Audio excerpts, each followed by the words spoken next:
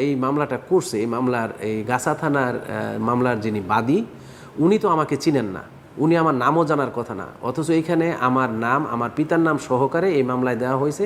প্রায় 2 যুগ ধরে ভিনদেশে থাকেন ডক্টর নুরুল ইসলাম শেখ। নরওয়ের অসলো বিশ্ববিদ্যালয় কলেজের সহকারী অধ্যাপক তিনি। সময় পেলে জন্মভূমির টানে ছুটে আসেন বাংলাদেশে, কিন্তু এবার মুখোমুখি হন তিক্ত অভিজ্ঞতার।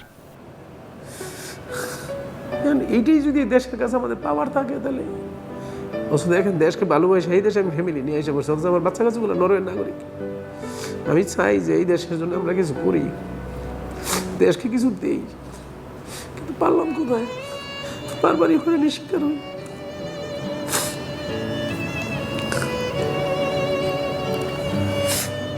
এটা শেষ কোথায় হবে জানি না, শেষ কোথায়।